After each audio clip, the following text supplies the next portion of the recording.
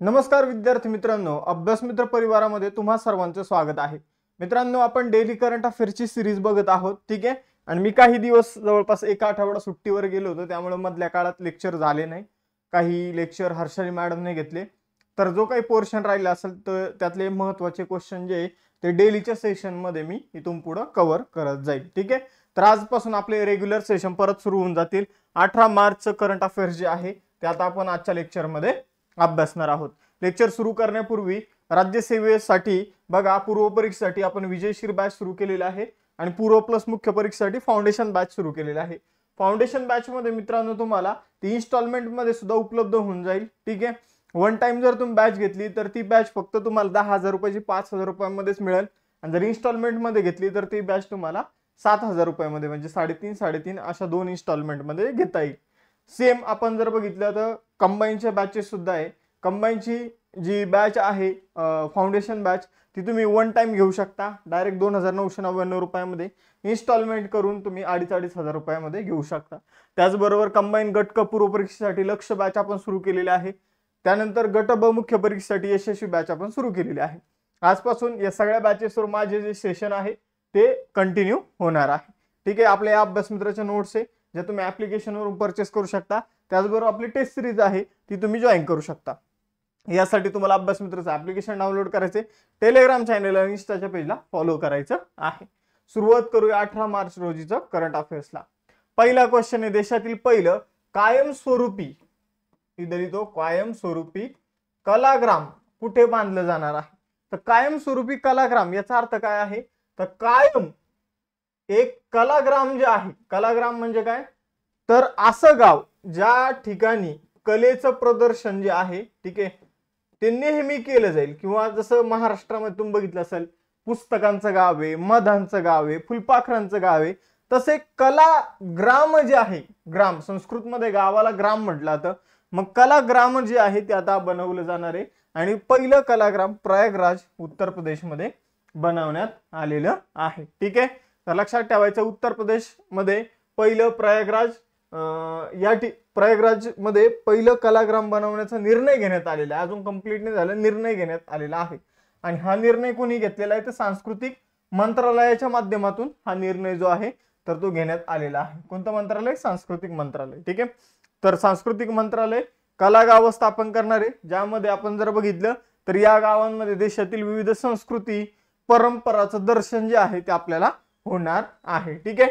मग आपल्याला जर बघितलं विविध कला, हस्तकला, उपक्रम, कार्यशाळा, प्रदर्शन या गावांमध्ये आपल्याला बघायला मिळणार आहे. यामुळे स्थानिक कलाकार झाले, कारागीर झाले, यांना एक व्यासपीठ मिळणार आहे आपल्या कलेचं प्रदर्शन करण्यासाठी. एखादा चित्रकार आहे तर तो चित्र मग या गावांमध्ये आपले ठेवू शकतो. एखादा समजा मडकी बनवतो आकर्षक, आपण त्याला काय म्हणतो की वेगवेगळे शोच्या वस्तू बनवतात मातीपासून, तर त्या ठेवू शकतो. काचेच्या वस्तू ठेवू शकतात. म्हणजे अशा आणि पारंपरिक ज्या आपल्या जुन्या जमान्यापासून चालत आलेल्या ज्या गोष्टी त्या सुद्धा ठेवल्या जाऊ शकतात. ठीक आहे. तर अशा प्रकारची ही कलाग्राम जे पहिलं कलाग्राम प्रयागराजमध्ये स्थापन केलं जाणार आहे. मग आता आपण पहिलं वहिल्या गोष्टी बघितल्या. ठीक आहे. प्रश्न जो होता तो पहिल्या वहिल्या या प्रकारातील होता. मग आता आपण सगळ्या पहिल्या वहिल्या घडामोडी सुद्धा बघून घेऊया जे रिसेंट मध्ये झालेलं आहे आणि मोस्ट इम्पॉर्टंट आहे. जसं की भारतातील पहिले AI विद्यापीठ आपल्या महाराष्ट्रात स्थापन केलं जाणार आहे. दलित उपकोटा लागू करणार. आपण असं म्हणू शकतो की आपण जर बघितलं दलित समुदायाला इतके दिवस जर आपण बघितलं तर नॉन क्रिमिलियर ची तरतूद नव्हती, पण आता ती दलित समुदायाला लागू होणार आहे. त्यानंतर जर बघितलं तर दलित उपकोटा पण लागू केलेले आहेत हरियाणाने. ठीक आहे. त्यानंतर पाम तेल तुम्ही जे ताडाचं झाड असतं तर त्याला मोठे मोठे फळं येत असतात, एक छोटे छोटे बिया असलेले फळं येत असतात, तर त्यापासून पाम ऑइल बनवलं जातं. जे पाम ऑइल जे आपण खातो डेली आईस्क्रीम वगैरे जे काही पदार्थ तुम्ही खात असाल तर त्यामध्ये मोस्टली पाम ऑइल असतं. ठीक आहे. मग आपण जर बघितलं तर हे पाम ऑइलने बनलेली जी गोष्ट आहे मित्रांनो ती खाणं टाळत चला, कारण ते खूप घातक असतं शरीरासाठी. ठीक आहे. तर इथं भारतामध्ये बनत आहे, पण भारत इंडोनेशियाकडून पाम ऑइल खरेदी करून भारतामध्ये त्या गोष्टी बनवल्या जातात. खास करून ज्या आईस्क्रीम असतात, ठीक आहे, तर आईस्क्रीमच्या पॅकेटवर जर आईस्क्रीम लिहिलेलं असेल तरच ती दुधापासून बनवलेली असते. पाम ऑइल पासून जे काही बनवलेले असतात, ठीक आहे, त्यावर आईस्क्रीम असा शब्द लिहिलेला नसतं. जसं की तुम्ही XYZ समजा क्वालिटी क्वालिटी आईस्क्रीमची कंपनी माहित असेल तर क्वालिटी नाव लिहिलेलं राहील, पण आईस्क्रीम कुठेच नसेल, ठीक आहे, तिथं वेगळंच काहीतरी नाव खाली लिहिलेलं राहील. तर ते थोडं चेक करून घेत जा. लहान मुलांसाठी सुद्धा हे खूप घातक असतात. तो पाम ऑइलचा पहिला प्रकल्प अरुणाचल प्रदेशमध्ये सुरू होत आहे. त्याचबरोबर भारतातील पहिले डॉल्फिन संशोधन केंद्र पटना बिहारमध्ये ओपन केलं जात आहे. आणि लहान मुलांचं कर्करोगाचं जे काही केंद्र आहे ते सुद्धा पटना बिहारमध्ये ओपन केलं जात आहे. 5 कोटी आयुष्यमान कार्ड बनवणारं राज्य कोणतं आहे? उत्तर प्रदेश आहे. भारतातील पहिला आयुर्वेदिक कॅफे कुठं बनत आहे? तर दिल्लीमध्ये. भारतातील दिल्ली विमानतळावर स्वयंसेवी यंत्रणा लागू करण्यात आलेली आहे. त्याचबरोबर जर बघितलं तर जलमग्न संग्रहालय आपण जर बघितलं तर भारतामध्ये महाराष्ट्रामध्ये सिंधुदुर्गमध्ये बांधलं जात आहे. आणि यासाठी आपण INS गुलदार या जहाजाला आपण बुडवलेलं आहे. बुडवण्याचा अलीकडे निर्णय घेतलेला आहे. अलीकडे IIT मद्रासमध्ये भारतातील पहिला हायपरलूप प्रकल्पाची चाचणी घेण्यात आलेली आहे. त्याचबरोबर चंद्राच्या दक्षिण ध्रुवाचा नकाशा कोणी बनवलेला आहे? इस्रोने अलीकडे तयार केलेला आहे. भारतातील पहिली वन्यजीव बायोबँक दार्जिलिंग प्राणी संग्रहालयात उघडण्यात आलेली आहे. आणि भारतातील पहिली एअर टॅक्सी प्रोटोटाइप कुणी सादर केलेली आहे? तर सरला एव्हिएशन. यानंतर जागतिक किडनी दिवस जो आहे 2025 तो कधी सेलिब्रेट करण्यात आला? तर जागतिक किडनी दिवस 13 मार्चला सेलिब्रेट करण्यात आलेला आहे. मग कोणत्याही दिवसाची आपल्याला काय लक्षात ठेवायचे? ते दिवसाची तारीख आणि थीम, ठीक आहे. मग आपण जर बघितलं तर जागतिक किडनी दिवस दरवर्षी मार्च महिन्याच्या दुसऱ्या गुरुवारी सेलिब्रेट केला जातो. म्हणून हा मार्च मध्ये 13 मार्चला सेलिब्रेट करण्यात आला, ठीक आहे. अशा बरेचसे दिवस आहे की जे फिक्स तारीखेला सेलिब्रेट केले जातात, ठीक आहे. जसं की 1 डिसेंबर 8th दिन तो दरवर्षी त्याच तारखेला सेलिब्रेट केला जातो. पण काही दिवस असे की जसं की वसुंधरा दिवस झाला, ठीक आहे, तर आपण ते काय करत असतो? वसुंधरा तास झाले, ठीक आहे, आपण ते काय करत असतो? तर अर्थावर त्याला आपण म्हणतो ते विशिष्ट समजून घ्या. या महिन्याच्या 4थ्या शनिवारी, या महिन्याच्या 3ऱ्या रविवारी, ठीक आहे. तर तसे काही दिवस असतात. मग आपण जर बघितलं जागतिक किडनी दिन मार्च महिन्याच्या दुसऱ्या गुरुवारी सेलिब्रेट केला जातो. 13 मार्च ही तारीख आहे. याची थीम आहे are your kidneys okay, detect early, protect kidney health. आणि हा दिवस 2006 मध्ये प्रथमतः सेलिब्रेट करण्यात आला होता. कोणत्या राज्य सरकारने मार्च 2025 मध्ये अर्थसंकल्पासाठी हे जे चिन्ह आहे रुपयाचं, याऐवजी जर आपण बघितलं तर हे अशा प्रकारचं जे चिन्ह आहे ते वापरलेलं आहे. ते कुणी केलं? तर हे तमिळनाडूने केलेलं आहे. आपण असं म्हणू शकतो की हे थोडं देश विरोधी कृत्य आपल्याला म्हणता येईल, कारण आपला देश, आपल्या देशाने ऑफिशियली रुपयाचे हे चिन्ह जे आहे ते स्वीकारलेलं आहे. हे करण्याची काहीच एक गरज नव्हती, पण हा निर्णय तमिळनाडू सरकारने घेतलेला आहे. हे चुकीचं आहे, ठीक आहे. तर तमिळनाडू हेच उत्तर आहे मित्रांनो. कुठेतरी आपल्या देशाची जी अखंडता आहे तर त्याला इजा पोहोचल असे निर्णय काही राज्यांनी घ्यायला सुरुवात केलेली आहे. त्यामधलं पहिलं पाऊल आपण हे म्हणूया की तमिळनाडूने हे चिन्ह वापरलेले. हे चिन्ह नाही वापरायला पाहिजे खरं जर आपण बघितलं तर, ठीक आहे. तर आपण जर बघितलं तर तमिळनाडूचे मुख्यमंत्री आहे MK स्टॅलिन, तर त्यांनी रुपयाचं चिन्ह ऐवजी तिथलं तमिळ भाषेतील तमिळ लिपीतील जे काही आपण म्हणूया पैशाचं चिन्ह आहे तर त्याचा वापर इथे केलेला आपल्याला बघायला मिळतो. आणि यावरून जर आपण बघितलं तर वाद निर्माण झालेला आहे, ठीक आहे. मग आपण जर बघितलं तमिळनाडूच्या DMK सरकारने आपण जर बघितलं तर ते रुपयाचा लोगो त्यांच्या भाषेमध्ये जो आहे तो प्रकाशित केलेला आपल्याला बघायला मिळतो, ठीक आहे. तमिळनाडूची राजधानी चेन्नई. मुथुवेल करुणानिधी स्टॅलिन हे मुख्यमंत्री आहे. RN रवी राज्यपाल आहे. 1 नोव्हेंबर 1956 ला तमिळनाडूची स्थापना झालेली आहे. तमिळनाडूचे शेजारी 3 राज्य आंध्र प्रदेश, केरळ, कर्नाटक. तमिळनाडूमध्ये मधुमलाई, मुकुत्री आणि त्यानंतर गिंडी ही राष्ट्रीय उद्यान आपल्याला तमिळनाडूमध्ये बघायला मिळतात. त्यानंतर 4था क्वेश्चन आहे, मार्च 2025 मध्ये Atal Bihari Vajpayee institute of public services and इनोव्हेशनचं उद्घाटन कुठे करण्यात आलेलं आहे? तर बघा मित्रांनो, Atal Bihari Vajpayee institute of public services and innovation, बघा मित्रांनो, अशा प्रकारची एक संस्था की जी काय करेल तर गव्हर्नमेंट सर्वंट जे असणार आहे तर त्यांना ट्रेन करेल आणि त्यांना वेळोवेळी अपडेट त्यांच्यामध्ये इनोव्हेशन करण्याचा प्रयत्न करेल, ठीक आहे. तर अशी संस्था अलीकडे रेड्यूट मॉरिशस मध्ये स्थापन करण्यात आलेली आहे. बघा मित्रांनो, मॉरिशसचे जे पंतप्रधान आहे नवीन चंद्र रामगुलाम आणि भारताचे जे पंतप्रधान आहे श्री नरेंद्र मोदी यांनी रेड्यूट मॉरिशस मध्ये या संस्थेचं उद्घाटन केलेलं आहे. ही संस्था नागरिक सेवकांना प्रशिक्षित करण्यासाठी त्याचबरोबर सार्वजनिक प्रशासनातील उत्कृष्टतेला प्रोत्साहन देण्यासाठी आणि मॉरिशसमध्ये जे काही आपण म्हणूया की सार्वजनिक क्षेत्रातील कर्मचारी आहे, तर त्यांच्याशी संबंधित काही गोष्टी ज्या असतात त्याला संशोधन देण्यासाठी, इनोव्हेशनसाठी स्थापन करण्यात आलेले आहे. मॉरिशस जो आहे मित्रांनो तो आफ्रिका खंडातील एक देश आहे. बघा आपण जर बघितलं तर आफ्रिका जर खंड बघितला तर अशा प्रकारे आफ्रिका खंड आहे. या ठिकाणी तुम्हाला मॉरिशसची बेटं बघायला मिळतात. ठीक आहे. मॉरिशसमध्ये आपण जर बघितलं तर जवळपास 70-80% पॉप्युलेशन जी आहे ती आपल्या भारतातली आहे. त्यातले मोस्टली बिहारचे लोक आपल्याला बघायला मिळतात. एकेकाळी काय झालं होतं तर ते मॉरिशस पूर्ण खाली बेट होती, इंग्रजांच्या ताब्यात होती. तिथल्या काही ट्रायबल तिथले काही लोक होते, पण यांनी काय केलं, भारतामधून कामगारांना इंग्रजांनी मॉरिशसमध्ये घेऊन गेले आणि तिथे त्यांच्याकडून काम करून घेतलं. मग त्यानंतर मॉरिशसमध्ये ते कामगार तसेच राहिले आणि त्यांनी मिळून एक मॉरिशस देश जो आहे तो पुढे चालवण्याचं काम केलं. तर अशा प्रकारे मॉरिशसची स्टोरी आहे. कॅपिटल आहे पोर्ट लुई. मॉरिशसचा रुपया तिथलं चलन आहे. त्यानंतर नवीन चंद्र राम गुलाम हे पंतप्रधान आहे.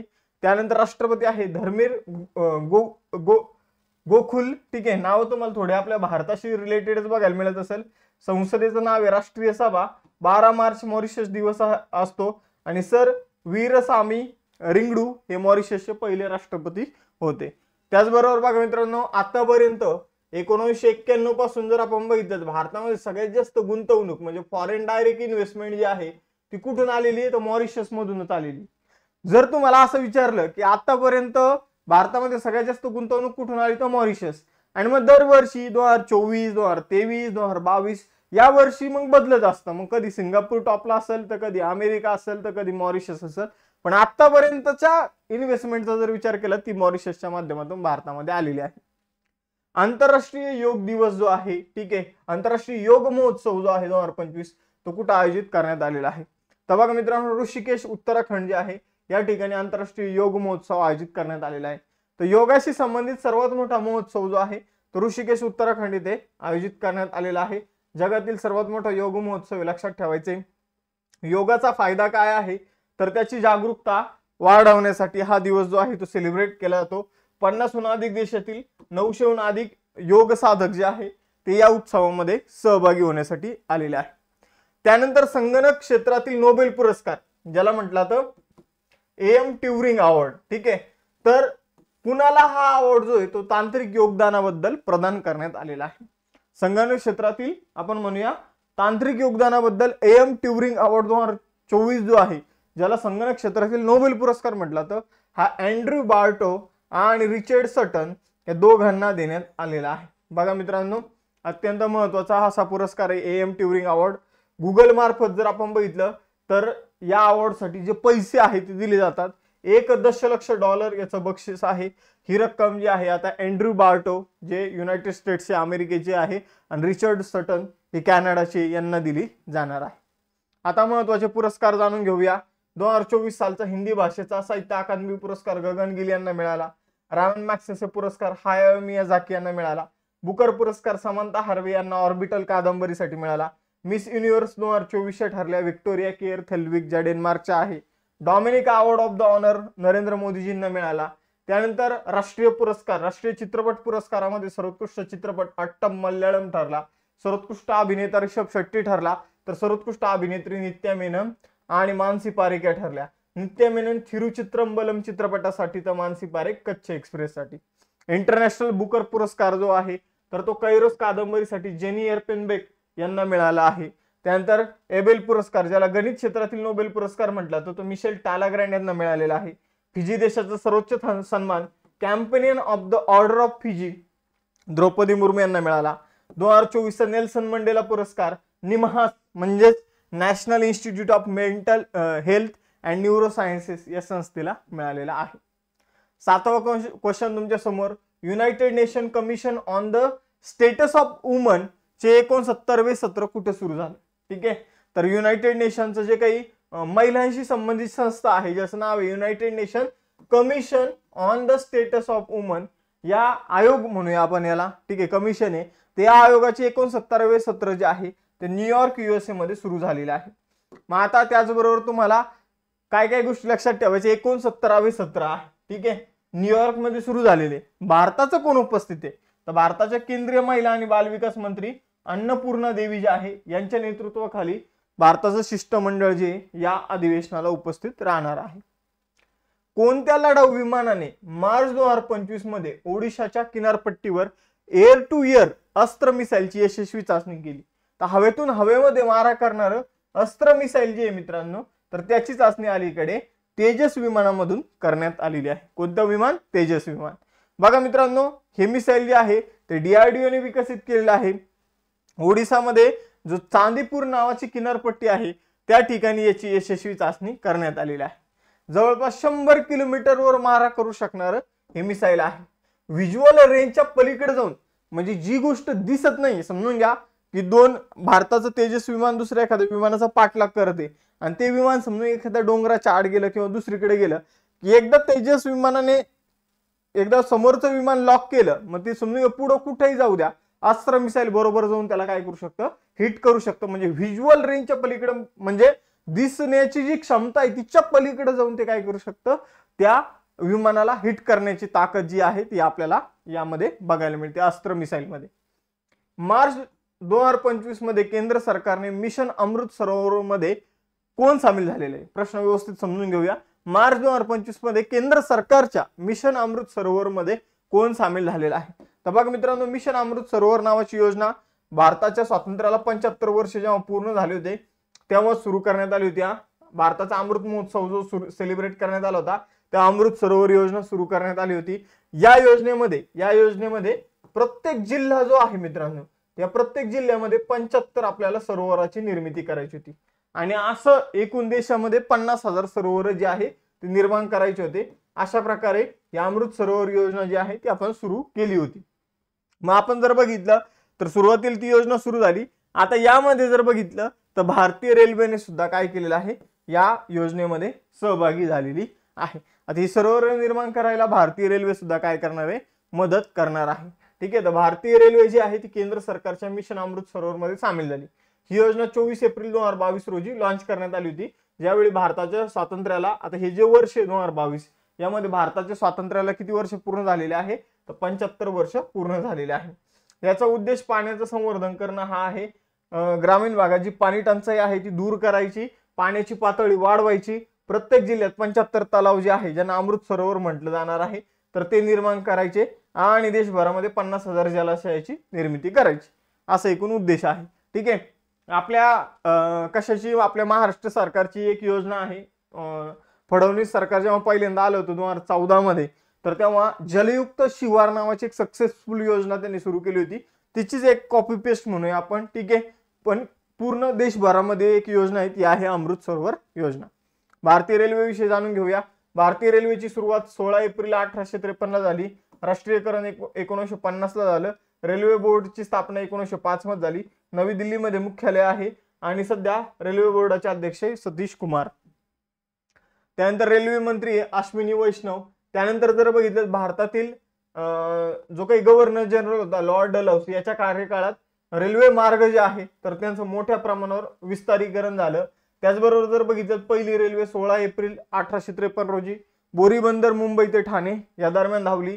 चिनाब नदीवर रेल्वेचा सर्वात उंच पूल आहे. ठीक आहे. जो आयफेल टॉवर पेक्षा पण उंच आहे. आय थिंक 356 मीटर त्याची काय आहे? हाईट आहे. त्यानंतर भारतीय रेल्वेचा शुभंकर आहे भोलू नावाचा हाती. ठीक आहे. त्यानंतर पाण्याखालील पहिली मेट्रो कोलकातामध्ये सुरू झालेली आहे आणि भारतातील पहिली हायड्रोजन ट्रेन हरियाणामध्ये सुरू झालेली आहे. मार्च 2025 मध्ये जागतिक स्तरावर महिलांच्या सर्वात मोठ्या मेळाव्यापैकी एक अड्डकल पोंगला कुठे आयोजित करण्यात आलेला आहे? तो महिलांचा एक मेळावा आहे. या मेळाव्यामध्ये काय केलं जातं? प्रत्येक महिला घरातून येते. ठीक आहे. ती काय करते तर तांदूळ, गुळ, ठीक आहे, यांनी मिळून एक गोड भात जी आहे ती तयार करते आणि तो देवाला अर्पित करते. अशा प्रकारचा जो काही सण आहे महिलांचा तो तिरुवनंतपुरम केरळमध्ये सुरू झालेला आहे. ठीक आहे. तर आपण जर बघितलं अड्डकल पोंगला जो आहे तर हा एक महिला, यामध्ये सगळ्या महिला सामील होतात. ठीक आहे. हा सण केरळमध्ये सेलिब्रेट केला जातो. अदुकल भगवती मंदिरामध्ये याचं आयोजन केलं जातं. दरवर्षी जर आपण बघितलं फेब्रुवारी किंवा मार्च महिन्यामध्ये हा मेळावा आयोजित केला जातो. 10 दिवसांचा हा आपण म्हणूया छोटासा उत्सव आहे. यामध्ये तांदूळ, गुळ आणि नारळापासून बनवलेला जो काही गोड पदार्थ आहे तर तो काय केला जातो, या देवीला अर्पण केला जातो. ठीक आहे. यामध्ये लाखो स्त्रिया ज्या आहे ते सहभाग नोंदवतात, ज्यामुळे हा जागतिक स्तरावरील महिलांचा सर्वात मोठा मेळावा बनतो. हा सण केरळची संस्कृती आणि परंपरेचा एक महत्वाचा भाग सुद्धा आहे. केरळ विषय जाणून घेऊया. 1 नोव्हेंबर 1956 ला स्थापना. तिरुअनंतपुरम राजधानी. पिनाराई विजयन हे मुख्यमंत्री आहे. राजेंद्र विश्वनाथ आर्लेकर राज्यपाल आहे. लोकसभेच्या 20, राज्यसभेच्या 9, विधानसभेच्या 140 जागा आणि या केरळमध्ये जिल्ह्यांची संख्या आहे 14. यानंतर 11वा क्वेश्चन आहे, मार्च 2025 मध्ये कोणता देश जगातील दुसऱ्या क्रमांकाचं सर्वात मोठं रस्ते नेटवर्क असणारा देश बनलेला आहे? तर जगातील सगळ्यात जास्त रस्ते नेटवर्क आहे अमेरिकेमध्ये. 2 नंबरला आता आहे भारत आणि 3 नंबरला आहे चायना. तर जेव्हापासून नितीन गडकरीजी यांच्या हातात रस्ते मंत्री जेव्हा ते झालेले आहे आणि त्यांच्या हातात जेव्हा रस्त्यांची कमान पडलेली आहे, त्यांनी भारतातील रस्त्यांचं जाळ एवढ्या मोठ्या प्रमाणावर वाढवलेलं आहे की भारत आता दुसऱ्या क्रमांकावर आलेला आहे. सगळ्यात जास्त रस्ते जर बघितले तर अमेरिकेमध्ये जवळपास 68 लाख, ठीक आहे, भारतामध्ये 63 लाख आणि चायनामध्ये 53 लाख. आपण जर बघितलं गेल्या 8 वर्षामध्ये भारतातील रस्त्यांचं जाळं 1.45 लाख आणि 1.45 लाख किलोमीटरने वाढलेला आहे. हे सगळे किलोमीटर मध्ये आकडे 68 lakh kilometre, 63 lakh kilometre, 53 lakh kilometre. यानंतर जर बघितलं भारताशी संबंधित काही महत्त्वाच्या चालू घडामोडी बघूया. युनेस्कोने भारतातील इंदूर आणि उदयपूरला पाणथळ शहर म्हणून मान्यता दिली आहे. देशातील पहिले जागतिक शांतता केंद्राचं उद्घाटन गुरुग्राम हरियाणामध्ये झालेलं आहे. भारताने ICC चॅम्पियन्स ट्रॉफी जिंकलेली उपविजेता राहिलेला आहे न्यूझीलंड. भारताने जर आपण बघितलं तर T-72 टँक साठी इंजिन पुरवण्यासाठी जर बघितलं तर रशियासोबत करार केलेला आहे. 2024 मध्ये IPO द्वारे जास्तीत जास्त निधी उभा केलेला आहे भारताने. 5वे आशियाई महिला कबड्डी विजेतेपद भारताने जिंकलेले आहे. भारतात प्रथमच केलेल्या सर्वेक्षणात आपण जर बघितलं तर नदीमध्ये किती डॉल्फिनची संख्या आढळलेली आहे, 6300 अधिक. जगातील चौथा सर्वात मोठा जागतिक पैसा जगातील चौथा सर्वात मोठा जागतिक पैसा केंद्र, ठीक आहे. हा इथं काहीतरी गडबड झालेली दिसते, प्रॉपर जो काही क्वेश्चन टाकायचा होता तो ऍड नाही झाला. ठीक आहे, आपण याला पुढच्या लेक्चरमध्ये दुरुस्त करून घेऊया. ठीक आहे. अर्थव्यवस्थेच्या बाबतीत जर तिथं बोलायचं असेल तर भारत 5वा सगळ्यात मोठा अर्थव्यवस्था असलेला देश आहे. कोणत्या भारतीयाने मिसेस युनिव्हर्स 2025 ही पदवी जिंकलेली आहे? तर एंजेला स्वामी यांनी काही जिंकलेले आहे मिसेस युनिव्हर्स. इथं मिसेस हा शब्द लागतो म्हणजे इथं लग्न झालेल्या स्त्रियांची ही स्पर्धा आहे. हा मुद्दा तुम्हाला लक्षात ठेवायचा आहे. तर या सगळ्या लग्न झालेल्या स्त्रियांची ही मिसेस युनिव्हर्स नावाची स्पर्धा असते मित्रांनो, लक्षात ठेवा. ठीक आहे. तर आपण जर बघितलं एंजेला स्वामी यांनी मिसेस युनिव्हर्स नावाची स्पर्धा जी आहे तर ती जिंकलेली आहे. आपण जर बघितलं एंजेला स्वामी या बिकानेर राजस्थानच्या रहिवासी आहे. ठीक आहे. तर थायलंड मधील पटाया या ठिकाणी ही स्पर्धा झाली होती आणि त्यामध्ये एंजेला स्वामी यांनी ही स्पर्धा जिंकलेली आहे. आता 2 टेस्ट क्वेश्चन. देशातील पहिला कायम कलाग्राम म्हणजे कायमस्वरूपी जे काही कलागाव आहे, कलाग्राम आहे, ते कुठं बांधलं जाणार आहे आणि कोणत्या लढाऊ विमानातून आपण अस्त्र मिसाईलची चाचणी केली? ते 2 टेस्ट क्वेश्चन आहे. सगळ्यांनी याची उत्तर द्या. आणि जर राज्यसेवेची पूर्व परीक्षेची प्रॉपर तयारी करायची असेल किंवा मुख्य परीक्षेची करायची असेल तर आपली विजयश्री बॅच आहे. कंबाईन गट क पूर्व परीक्षेसाठी लक्ष बॅच आहे. कंबाईन गट ब आणि गट क पूर्व प्लस मुख्य परीक्षेसाठी फाउंडेशन बॅच आहे. कंबाईन गट ब मुख्य परीक्षेसाठी यशस्वी बॅच आहे. या बॅचेस तुम्ही जॉईन करू शकता. सेपरेट टेस्ट सिरीज नोट्स आहे त्यातून परचेस करू शकता. ठीक आहे. त्यासाठी तुम्हाला अभ्यास मित्राचं ऍप्लिकेशन डाउनलोड करायचे. लेक्चरच्या नोटिफिकेशनसाठी टेलिग्राम चॅनल जॉईन करा आणि अभ्यास विषयक रील्ससाठी इंस्टाच्या पेजला फॉलो करा. थांबूया मित्रांनो, आपण इथं भेटूया नेक्स्ट सेशनमध्ये. चलो बाय बाय एव्हरीवन. जय हिंद.